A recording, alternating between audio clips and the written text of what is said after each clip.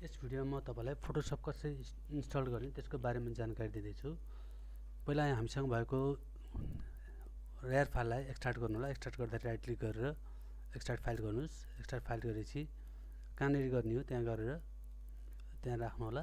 जस्तै मैले यसमै गरिरहेको छु। तपाईले डेस्कटपमा गर्नु पर्यो भने डेस्कटपमा छान्न सक्नुहुन्छ। यतिकै डिफल्ट गर्दा पनि हुन्छ। डिफल्टमा गर्दा तपाईले जहाँ जुन फोल्डरमा राख्नु भएको छ त्यही फोल्डरमा एक्सट्र्याक्ट हुन्छ। यस प्रकारले एक्सट्र्याक्ट हुँदै गएपछि केही समय लाग्छ एक्सट्र्याक्ट हुनलाई।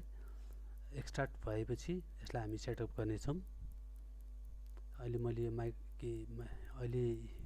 मैले फोटोशप 2021 इन्स्टल गर्दैछु।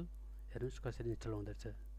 फोटोशप डिजाइनरहरूको लागि आवश्यक पर्ने सफ्टवेयर हो र यसको लिङ्क पनि म तपाईलाई तल दिन्छु। त्यो लिङ्कलाई क्लिक गरेर तपाईले डाउनलोड गर्न सक्नुहुन्छ। एक्सट्र्याक्ट भइसकेको छ। यसमा आयो हेर्नुस्। यसलाई क्लिक गर्नु होला। क्लिक गरेर एडोब फोटोशप भन्ने छ, अझ भित्र जानुस्। यसको सेटअप भन्ने फाइल छ। यो सेटअप गर्नुभन्दा अगाडि हामीले इन्टरनेट चाहिँ हटाउनु पर्ने हुन्छ। त्यही भएर इन्टरनेटलाई हामी एकपल्ट डिस्कनेक्ट गर्छौँ। डिस्कनेक्ट गरेर सेटअप वाला प्रोसेस हो, किनकि यो क्र्याक पर्सनको फोटोशप हो। यसलाई चाहिँ हामीले इन्टरनेट कनेक्ट गरिकन सेटअप गर्न सक्दैनौँ। सिरियल की माग्छ, हामीसँग सिरियल की छैन। अहिले हामी सिरियल की नराखिकन चलाउने हुने हुँदा इन्टरनेट चाहिँ डिसेबल गरेर मात्र चलाउँछौँ। यदि तपाईँको वायर जोडेको छैन वायर छुटाउनु सक्नुहुन्छ, नत्र इथरनेटलाई डिसेबल गर्न पनि सक्नुहुन्छ। मैले चाहिँ अहिले यसलाई वाइफाई चलेको र डिस्कनेक्ट गरेँ। तपाईँको आफ्नो कम्प्युटर अनुसार गर्नु होला। अब मैले सेटअपमा क्लिक गरेँ। सेटअपमा क्लिक गरेपछि ओके गर्नु होला। यस गर्नु होला। त्यसपछि कन्टिन्यू भन्ने अप्सन आउँछ, कन्टिन्यू गर्नु होला।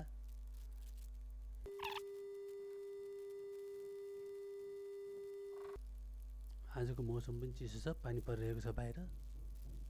त्यही भएर फुर्सदको समयलाई म उपयोग गर्दैछु। अब तपाईहरुले पनि के जान्नुहुन्छ र मैले पनि समयको सदुपयोग गर्छु भनेर भिडियो बनाएको हुँ। आशा छ तपाईहरुलाई यसले केही सहयोग गर्नेछ।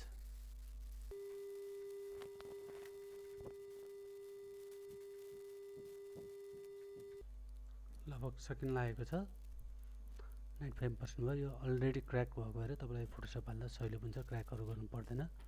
एकदम सजिलो तरिकाको फोटोशप छ। डाउनलोड गरेर तपाईले चलाउन सक्नुहुन्छ।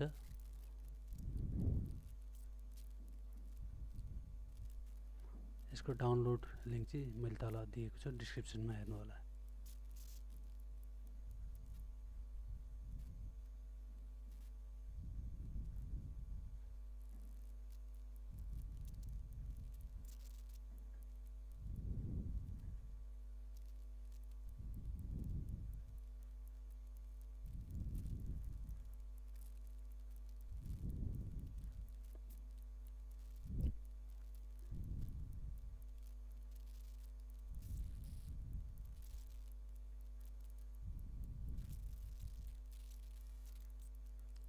इन्स्टल कम्प्लिट भइरहेको छ। क्लोज गर्नुस्।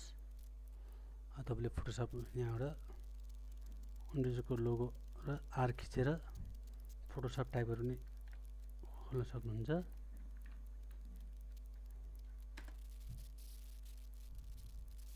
फोटोशप इन्स्टल भएको छ।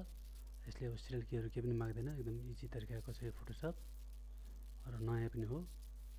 सकेसम्म तपाईहरुले फोटोशपहरु चलाउँदा कुनै पनि सफ्टवेयर चलाउँदा अपडेटेड भर्सन चलाउने गर्नु होला, किनकि अपडेटेड भर्सनमा हामीलाई चलाउनको लागि सजिलो तरिकाले बनाइएको हुन्छ। सुरुमा केही गाह्रो भए तापनि पछि हामीले सजिलोसँग चलाउन सक्छौं। फोटोशप खुलेको छ। यो नयाँ फोटोशपको लेआउट यस्तो छ अहिले। अब तपाईले नयाँ फाइल मन पर्ने क्रिएट न्यू गर्नु होला। कुन साइज चलाउन चाहनुहुन्छ त्यही गर्नु होला। फोटो भए फोटो, प्रिन्ट भए प्रिन्ट। प्रिन्टको A4 साइज हुन्छ A4 साइज गर्नु होला। अनि क्रिएट गर्नु होला। यस प्रकारले हामीले फोटोशप इन्स्टल गरेर एउटा नयाँ फाइल बनाएर देखाएको छु। यस्तै अरु भिडियो पनि म नयाँ बनाएर जानेछु। त्यसको लागि मेरो भिडियोलाई सब्स्क्राइब र लाइक गर्नु होला। यो तपाईहरुको लागि पनि फाइदाजनक छ। नेपाली भाषामा भएकोले तपाईहरुलाई बुझ्न पनि सजिलो हुन्छ। धन्यवाद।